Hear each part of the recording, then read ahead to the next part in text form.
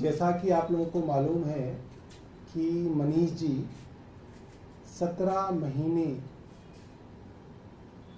केंद्र सरकार के षड्यंत्रों के कारण जेल में रहे और सुप्रीम कोर्ट ने उनको जमानत दी और उसके बाद पार्टी की तरफ से अनाउंसमेंट की गई थी कि 14 तारीख से यानी कि आज से मनीष जी दिल्ली के अलग अलग इलाकों में पदयात्रा करेंगे, लोगों से मिलेंगे। आज ये पदयात्रा ग्रेटर कैलाश विधानसभा में होनी तय थी, मगर कल दिल्ली पुलिस की तरफ से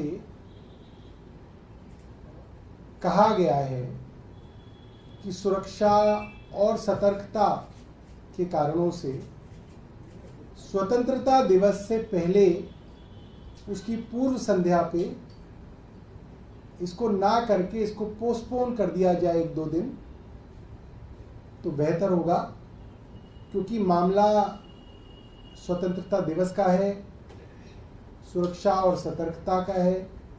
और हमें लगा कि पुलिस की सलाह जेन्युइन सलाह है, तो मनीष जी ने ये कहा है कि इस पदयात्रा को 14 अगस्त को ना शुरू करके 16 अगस्त से शुरू करेंगे, यानी कि स्वतंत्रता दिवस के अगले दिन से शुक्रवार को उसी समय 5 बजे ग्रेटर कैलाश विधानसभा में डीडीए फ्लैट्स कालकाजी इलाके में पदयात्रा की शुरुआत जो है की जाएगी। हम नहीं चाहते कि इस अच्छे मौके पे किसी भी तरीके का कन्फ्रंटेशन पुलिस से किया जाए। जब हमें लगा कि वो सलाह जेन्युइन है तो हमने उनकी सलाह मानी। ये आप लोगों को सूचना देनी थी। अगर आपके पास कोई प्रश्न है तो आप पूछ सकते हैं। और ऐसा भी है कि क्या मुख्यमंत्री के जन्मदिन से आप लोग शुरुआत करना चाहते हैं? देखिए, ये हमारा जो है मंशा नहीं थी।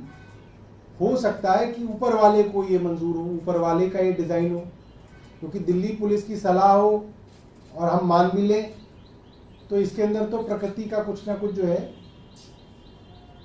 हस्तक्षेप है। तो ये तो और भी शुभ हो गया कि मुख्यमंत्री जी के जन्मदिन से, हालांकि उनका जन्मदिन तारीख के हिसाब से 16 अगस्त है, मगर हिंदू तिथि के हिसाब से उनका जन्मदिन जो है जन्माष्टमी पे है 26 अगस्त को। तो ये भी एक अच्छा सरकार के लिए जो है और पार्टी के लिए जो अच्छा संकेत है कि उनके जन्मदिवस से मनीष जी जो है इस पदयात्रा की शुरुआत करेंगे। 16 अगस्त वहीं से शुरू करेंगे। 16 अगस्त ग्रेटर कैलाश विधानसभा डीडीए फ्लैट्स कालकाजी विधायक कार्यालय से शुरुआत करेंगे। कितने दिन चलेगी, क्या प्लान है पूरी? ये चलती ही रहेगी। अच्छा, ये तो चलती रहेगी। ये कितने बजे शुरू होगी? 5 बजे। तो क्या करीब 1 महीने चलेगी या इलेक्शन तक चलती रहेगी? अभी तो चलेगी, फिर बीच बीच में आकलन करेंगे। सभी दिल्ली के इलाकों को हम लोग कवर करेंगे। अभी तो इसकी शुरुआत कर रहे हैं, जैसे जैसे प्लान बन रहा है तब तक चलाएंगे। अगर कोई और कार्यक्रम पार्टी का तय हो जाएगा फिर उस कार्यक्रम में इसको जो है तब्दील कर लेंगे। उसके अलावा इससे यमुना नदी की फिलहाल क्या स्थिति है? कल पानी का लेवल बढ़ गया था, अभी कितना है, कितना पानी छोड़ा गया है, ये थोड़ा बताइए। यमुना नदी का जो वार्निंग लेवल है वो है 204.5 मीटर।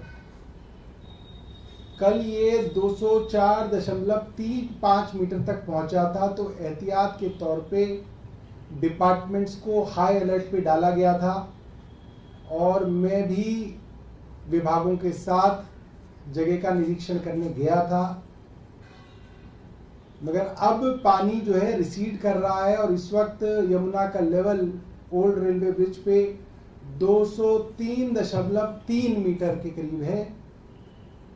तो कहा जा सकता है कि अभी कोई ऐसे खतरे की बात नहीं है और हथनी कुंड बराज से करीब 10,000 क्यूसेक पानी छोड़ा जा रहा है। तो मुझे नहीं लगता कि अभी कुछ दिनों तक जो है इस लेवल के बढ़ने की आशंका है।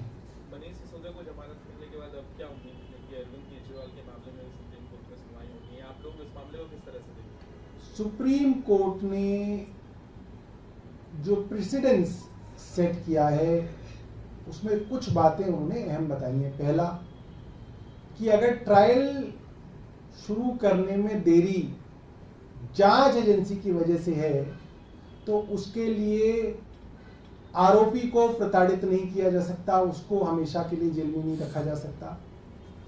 दूसरा, मामला चाहे पीएमएलए का भी क्यों ना हो, 45 सेक्शन की जमानत को ओवरराइड करेगा आर्टिकल 21 ऑफ द कॉन्स्टिट्यूशन।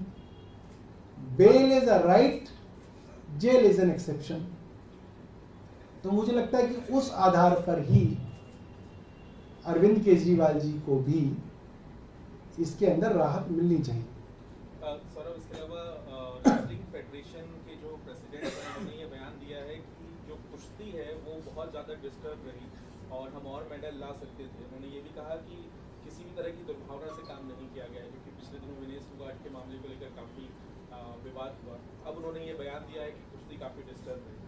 देखिए, मुझे ऐसा लगता है रेसलिंग फेडरेशन की कुश्ती रिंग में ना होके जंतर मंतर पे हो रही थी, और उसका अगर कोई एक आदमी जिम्मेदार है तो वो रेसलिंग फेडरेशन के पूर्व अध्यक्ष बृजभूषण शरण सिंह हैं, और केंद्र सरकार का उनको संरक्षण है, जिसकी वजह से वो खिलाड़ी जिनको रिंग में प्रैक्टिस करनी चाहिए थी, जिनको अपना डिसिप्लिन से अपना पूरा रेजीम फॉलो करना चाहिए था, वो मजबूर हुए अपनी इज्जत बचाने के लिए जंतर मंतर पे बैठे, जो कि पूरी रेसलिंग फेडरेशन के अंदर काम करने वाले जो खिलाड़ी हैं, प्रैक्टिस करने वाली खिलाड़ी हैं, उनके लिए बहुत डीमोरलाइजिंग था। एक मॉरल ही सबसे बड़ी चीज होती है किसी खिलाड़ी के लिए, जिसको केंद्र सरकार के संरक्षण की वजह से बहुत नुकसान हुआ। और विनेश फोगाट ने अपने ट्वीट में कई महीने पहले यह तक लिख दिया कि अगर कोच कुछ खिला के आपको डोप टेस्ट में ही फेल करा दे तो क्या होगा। इससे पता चलता है कि खिलाड़ियों को रेसलिंग फेडरेशन के ऊपर और उनके अधीन आने वाले कोचों के ऊपर हमेशा से शक रहा।